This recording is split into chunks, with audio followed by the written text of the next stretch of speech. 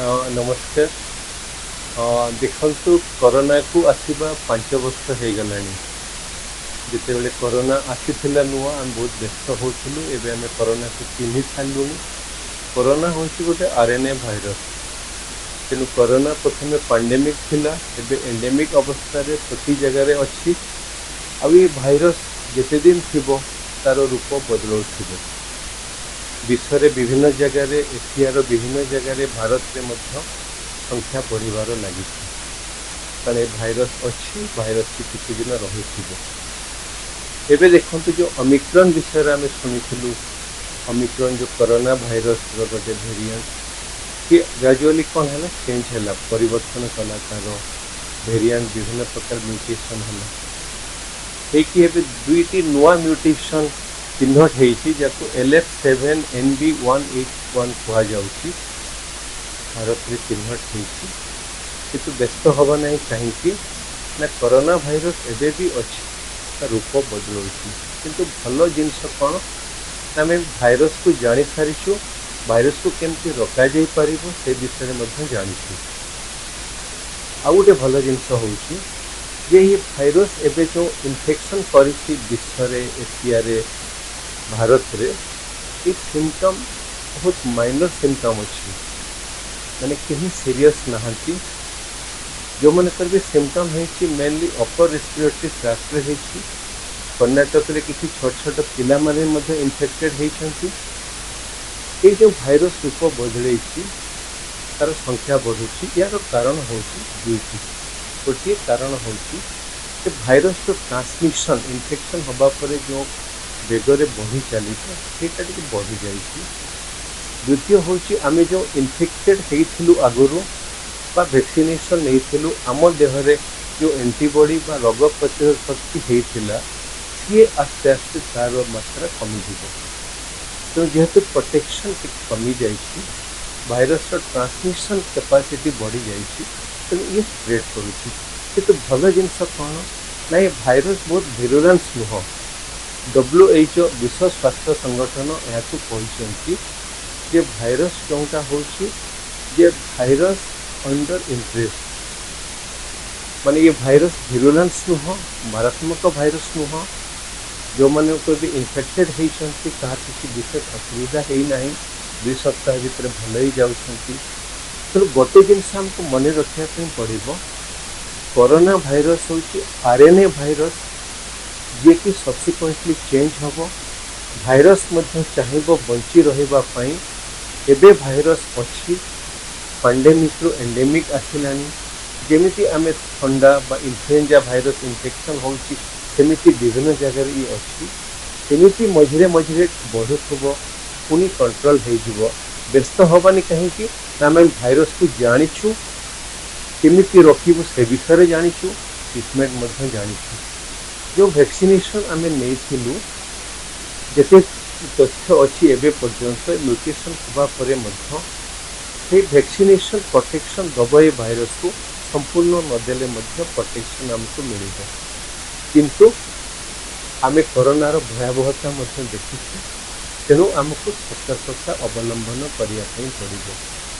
सतर्कता कौन जो मैंने वयस्क लोक, प्रेग्नेंट ह्यूमेन, जो मन प्रेगनेंसी अच्छी, आउ जो मनकर किसी रोग अच्छी कोमोर्बिडिटी कहती, जो मनकर इम्यूनो सपरेशन बा रोग प्रतिरोध शक्ति कौन रोग बा मेडिकेशन जो कम अच्छी से विशेष सतर्कता अवलंबन करने पड़ो। सतर्कता कौन देखो दिल्ली रे, कर्नाटक रे, विभिन्न राज्य में गाइडलाइन आसला। आम जाचु जिते बड़े आम किसी क्लोज स्पेस रे रोचे, क्राउडेड जगह को जाऊँ निहाती दरकार नथिले जीवन, यदि जीव मास्क पिंधु।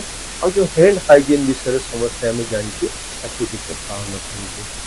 तेणु ये भाइरस अच्छी रूप बदल से अनुसार नंबर बढ़ी। व्यस्त हवा ना जमी भाइरस तार चाहूँगी केमिति बंची रमिति सस्टेन कर आमको भी से अनुसार किछि आमर एक्टिविटी रे चेष्टा करने पड़ो। भाइरस बदलवा अनुसार आमे माने किछि स्टेप नबू जमती आम भलरे रही पारिबो। ये समय व्यस्त हबार समय नुह। ମୋତେ ଉଚିତ ନୁହେଁ। କିନ୍ତୁ ଆମେ ଯେମିତି ଜାଣିଛୁ କରୋନାକୁ କେମିତି ଅଟକେଇବୁ এই ସମୟରେ ଆମେ କରିପାରିବୁ।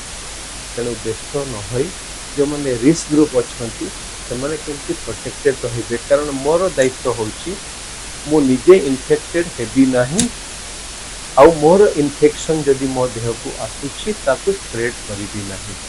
ଯେଉଁମାନେ ହାଇ ରିସ୍କ ଗ୍ରୁପ୍ ଅଛନ୍ତି ତାଙ୍କୁ କେମିତି ପ୍ରୋଟେକ୍ଟେଡ୍ ରହିବେ ସିଏ ମୋର ଦାୟିତ୍ୱ। ତେଣୁ ବ୍ୟସ୍ତ ହେବା ମୋତେ ଉଚିତ ନୁହଁ। ଆଗାମୀ ଦିନରେ ଏହା ସଂଖ୍ୟା କମିବ, କଣ୍ଟ୍ରୋଲ ହେଇଯିବ। କିନ୍ତୁ ଏ ଭାଇରସ୍ ଯେମିତି ରହିଛି ରୂପ ଆଗାମୀ ଦିନରେ ମଧ୍ୟ ବଦଳେଇ ପାରେ। ତ ଆମକୁ କିଛି ସତର୍କତା ଅବଲମ୍ବନ କରିବା ପାଇଁ ପଡ଼ିବ। ଆମ ସମସ୍ତଙ୍କର ଅଧିକାର ସୁସ୍ଥ ରହିବା। ମୁଁ ଯିଏ ହୁଏ ନା କାହିଁକି, ଦିନ ମଜୁରିଆ ହୁଏ ବା ମୁଁ ଯିଏ ହୁଏ, ପ୍ରତିଷ୍ଠିତ ବ୍ୟକ୍ତି ହୁଏ, ମୋର ଅଧିକାର, ଆମ ସମସ୍ତଙ୍କର ଅଧିକାର ଆମେ ସୁସ୍ଥ ରହିବୁ। ସୁସ୍ଥତା କ'ଣ? ବିଶ୍ୱ ସ୍ୱାସ୍ଥ୍ୟ ସଂଗଠନର ଯେଉଁ ଡେଫିନିସନ୍ ଅଛି, ସଂଜ୍ଞା ଅଛି, ସୁସ୍ଥ ହେଉଛି a state of complete physical wellbeing, physically ସୁସ୍ଥ ରହିବି, ମେଣ୍ଟାଲ ୱେଲବିଂ, ମେଣ୍ଟାଲି ସୁସ୍ଥ ରହିବି, ସୋସିଆଲ ୱେଲବିଂ, ସୋସିଆଲି ସୁସ୍ଥ ରହିବି। ଏ ତିନିଟାରୁ ଯଦି ଗୋଟିଏ ଦିଗରେ ମୁଁ ସୁସ୍ଥ ନୁହଁ ତାହେଲେ ମୁଁ ସୁସ୍ଥ ନୁହଁ ଆଜ୍ଞା। ତେଣୁ ତିନିଟାରେ ସୁସ୍ଥ ରହିବା ପାଇଁ ପଡ଼ିବ। ଏ ତିନିଟାରେ ସୁସ୍ଥ ରହିଲେ ହିଁ ମୁଁ ସୁସ୍ଥ ହେଇପାରିବି, ଯେଉଁଟା ମୋର ଅଧିକାର। ଏ ସୁସ୍ଥ ରହିବା ପାଇଁ ମଧ୍ୟ ତିନୋଟି ମୂଳ ମନ୍ତ୍ର। ଗୋଟେ ହେଉଛି healthy balance diet, healthy lifestyle, ଆଉ ଗୋଟେ ହେଉଛି ମେଡିଟେସନ୍। ଏ ତିନୋଟି ଜିନିଷ ବୈଜ୍ଞାନିକ ତଥ୍ୟ ଦ୍ୱାରା ପ୍ରମାଣିତ। ଆପଣ ହେଲ୍ଦି ବ୍ୟାଲେନ୍ସ ଫୁଡ୍, ଆପଣ କହିବେ ମୁଁ ଦିନ ମଜୁରିଆ। ଆଜ୍ଞା, ମୁଁ ହେଲ୍ଦି ବ୍ୟାଲେନ୍ସ ଫୁଡ୍ ଖାଇପାରିବି। ମୋର ଦିନ ମଜୁରୀ ଯେତିକି ଅଳ୍ପ ଟଙ୍କା ପାଉଛି ମୁଁ ଖାଇପାରିବି, ମୋ ପରିବାର ମଧ୍ୟ ହେଲ୍ଦି ବ୍ୟାଲେନ୍ସ ଫୁଡ୍ ଖାଇପାରିବେ। ହେଲ୍ଦି ଲାଇଫଷ୍ଟାଇଲ୍, ମୁଁ ଛୋଟ ପିଲା ବା ବୟସ୍କ ଲୋକ ହୁଏ ବା ମୁଁ ଯିଏ ହୁଏ ନା କାହିଁକି 24 ଘଣ୍ଟା ମଧ୍ୟରେ ମୋତେ କିଛି ଫିଜିକାଲ ଆକ୍ଟିଭିଟି, ଏକ୍ସରସାଇଜ ଯେଉଁଟା ମଧ୍ୟ ସୁହଉଛି, ଯେଉଁ ଜାଗାରେ ମଧ୍ୟ ହେଲେ ଘର ଭିତରେ କାମ କରୁଥିବା ଜାଗାରେ ମୁଁ କରିପାରିବି। 15 ମିନିଟ୍ରୁ ଅଧଘଣ୍ଟେ, ସପ୍ତାହରେ 5 ଦିନ କଲେ ବି ଚଳିବ। ମେଡିଟେସନ୍, 24 ଘଣ୍ଟା ଭିତରେ ଯେକୌଣସି ମୁହୂର୍ତ୍ତରେ ଆଖି ବନ୍ଦ କରି ଆଖି ଖୋଲି କାମ କରୁଥିବା ଅବସ୍ଥାରେ ଯେକୌଣସି ଜାଗାରେ ମୋତେ 15 ମିନିଟ୍ରୁ 20 ମିନିଟ୍, 30 ମିନିଟ୍ ମେଡିଟେସନ୍ କରିବା ପାଇଁ ପଡ଼ିବ। ସେଥିରେ ମୋର ଇମ୍ୟୁନିଟି ବଢ଼ିବ, ମୁଁ ସୁସ୍ଥ ରହିବି, ଆଉ ସୋସିଆଲି ମେଣ୍ଟାଲି ମଧ୍ୟ ସୁସ୍ଥ ରହିବି। ଆପଣ ଯଦି ବହୁତ ବ୍ୟସ୍ତ ଅଛନ୍ତି, ସମୟ ନାହିଁ 24 ଘଣ୍ଟା ମଧ୍ୟରେ ଆପଣଙ୍କ ପାଖରେ, ତାହେଲେ ମେଡିଟେସନ୍ ଆଉ ଫିଜିକାଲ ଆକ୍ଟିଭିଟିକୁ କମ୍ବାଇନ୍ କରିବା ପାଇଁ ପଡ଼ିବ। ତା ଅର୍ଥ ଏକା ସାଙ୍ଗରେ ଆଖି ଖୋଲିକି ଆପଣ କିଛି ଏକ୍ସରସାଇଜ ବି କରିପାରିବେ, ମେଡିଟେସନ୍ ବି କରିପାରିବେ। ଏହା ସମ୍ଭବ। ତାକୁ କହୁଛନ୍ତି ଯେ ଆପଣ ଯେତେ କାମ କରୁଥିବେ ସେଇ ସମୟରେ ମଧ୍ୟ ମେଡିଟେସନ୍ ସମ୍ଭବ, ୱାକିଂ ମେଡିଟେସନ୍ କହନ୍ତି। ତେଣୁ ଏ ତିନୋଟି ଜିନିଷ କଲେ କ'ଣ ହେବ? ମୁଁ ଯଦି ଅଳ୍ପ ଟିକେ ସତର୍କ ରହିବି, ତଥ୍ୟ କହୁଛି 90% ରୋଗ ମୋତେ ହେବନି, ମୋର ଇମ୍ୟୁନିଟି ବ୍ୟୁଟିଫୁଲ୍ ରହିବ, 30% କ୍ୟାନ୍ସର ମୋତେ ହେବନି। ତେଣୁ ଏଇଟା କହିବାର ଉଦ୍ଦେଶ୍ୟ କାହିଁକି ଏ ସମୟରେ ଆପଣମାନେ ଜାଣିଛନ୍ତି। ଦେଖନ୍ତୁ, ଗୋଟେ ପଟେ କରୋନାର ନମ୍ବର ବଢ଼ି ଚାଲିଛି। କରୋନା ଗୋଟେ ବଡ଼ ଜିନିଷ ଆମକୁ ଶିଖେଇଛି ଯେ ଏମିତି କରୋନା ନୁହେଁ, ଭବିଷ୍ୟତରେ ଆହୁରି ମଧ୍ୟ ବହୁତ ପ୍ରୋବ୍ଲେମ୍ ଆସିପାରେ। ମୁଁ ଯଦି ସୁସ୍ଥ ଅଛି ମୁଁ ସବୁ ସମସ୍ୟାକୁ ମୁକାବିଲା କରିପାରିବି। ତେଣୁ ମୋତେ ସୁସ୍ଥ ରହିବା ପାଇଁ ପଡ଼ିବ, ଯେଉଁଟା ମୋର ଅଧିକାର। ଆଉ ସୁସ୍ଥ ରହିବା ପାଇଁ ତିନୋଟି ବହୁତ ସରଳ ମୂଳ ମନ୍ତ୍ର ମୁଁ ସମସ୍ତଙ୍କୁ ଆଜ୍ଞା କରିବା ପାଇଁ ପଡ଼ିବ। ତେଣୁ ଆପଣ ସମସ୍ତେ ସୁସ୍ଥ ରୁହନ୍ତୁ। କରୋନାର ପ୍ରୋବ୍ଲେମ୍ ବହୁତ ଦିନ ରହିବ ନାହିଁ, କିନ୍ତୁ କରୋନା ପରେ ବି ଅଲଗା ସମସ୍ୟା ଆସିପାରେ। ତେଣୁ ମୁଁ ଯଦି ସୁସ୍ଥ ଅଛି ଆଜ୍ଞା, ସମସ୍ତ ସମସ୍ୟାର ମୁକାବିଲା କରିପାରିବି, ସମ୍ମୁଖୀନ କରିପାରିବି। ଆଉ ମୁଁ ସୁସ୍ଥ ରହିବି, ମୋର ପରିବାର ସୁସ୍ଥ ରହିବେ, ଏ ସୁସ୍ଥ ସମାଜ ଗଠନ କରିବାରେ ସାହାଯ୍ୟ କରିପାରିବି।